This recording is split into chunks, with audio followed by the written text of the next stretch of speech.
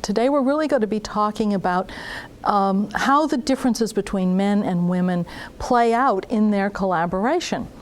Because of course the church is accused of not respecting women, of not treating women equally.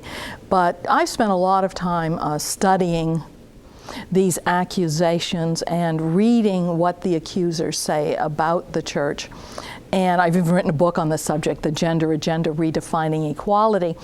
And what I realized when I began to study these people who accuse the church of not treating men and women equally is that their fundamental thesis is that the differences between men and women are not natural, are not part of God's good creation, but are socially constructed gender roles which can and should be changed because they oppress women. Now, the first part of it is I almost don't think these people really believe that the differences between men and women are entirely invented. I mean, I think they like to say it, but I mean, anybody who's had a baby knows that the differences between men and women, babies, boy and girl babies, are very, very real.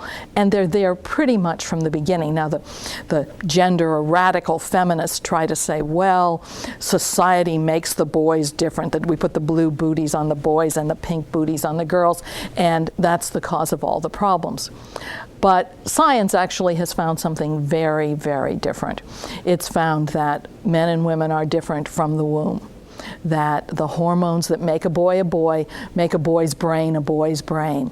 Now, I've spent a lot of time thinking about this because I was writing the book on, refuting the claims of the radical feminists. And I thought, how are men and women different? And we don't want to fall into these narrow stereotypes. And I didn't like stereotypes. I don't, men are this and women are that. But I thought there's got to be something sort of fundamental about the differences between men and women, that it isn't arbitrary or demeaning, but rather it's attached to our vocation. And if men have a particular vocation to be father, and women have a particular vocation to be mother, and in a sense, nature, God, prepares us for that vocation from the beginning, because being a mother is not all that easy. So you kind of got to have something inside of you which pulls you towards being a mother, because there are days when even the best mothers were like, oh, I don't know if I can do this again. So nature sort of sets us up for motherhood. It puts in us this pull towards the person, that when a woman looks at a baby, there's something inside her which draws her to that baby, and she just thinks, this is the most marvelous, wonderful thing in the entire universe. Look at that baby. And what we have found out in science is that the baby's brain is designed to grow by looking in the mother's eyes. So the mother has this urge to look in the baby's eyes. Oh, you are the cutest little thing. And every time she does that, the baby's brain begins to make connections. And those connections give the baby a psychological sense of well-being, that when they're stressed later on in the life, they can sort of recall, my mother loves me. My mother was really there for me. And we have found that where this doesn't happen, where nobody looks in the baby's eyes, where there's not a connection, there can be psychological problems. In fact, they can be extremely severe if there really nobody looks in the baby's eyes. So it's so important that we as mothers are called to do this. So we're sort of a setup for concern for the human person in a specific one-on-one way. Now, men, on the other hand, have very different vocation. I mean, let's face it, only women get pregnant. Only women can nurse. So it's very important that tie between the baby and the mother be very, very strong. And therefore, women feel very comfortable in focusing on their babies.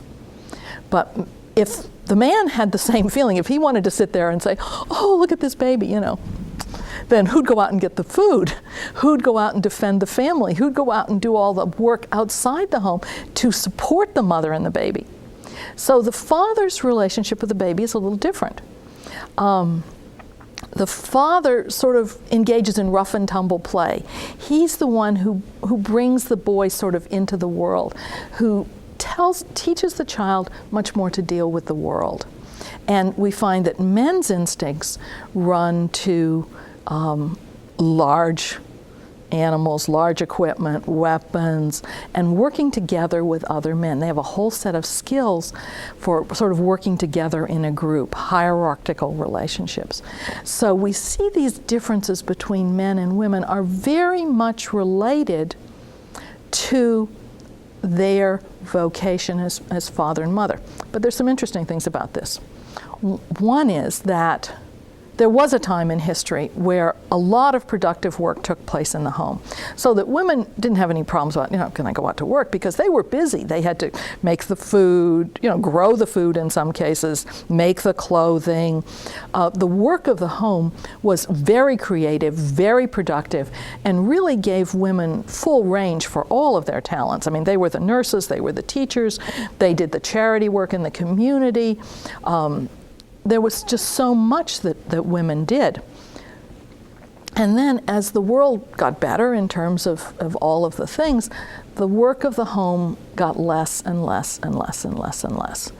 And so you see women saying, is this all there is? I'm just supposed to clean and cook and, not make food, not make things for the home, and shop.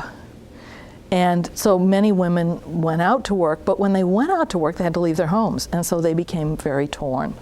And I think this is very much a problem of our modern times. And I'm not going to tell you I've got a solution for it, because I don't, because I see over and over again that women are torn between their desire for creative, productive work, their desire to make an impact in the world, and the very real needs of the home. And that women are torn in a way that men aren't.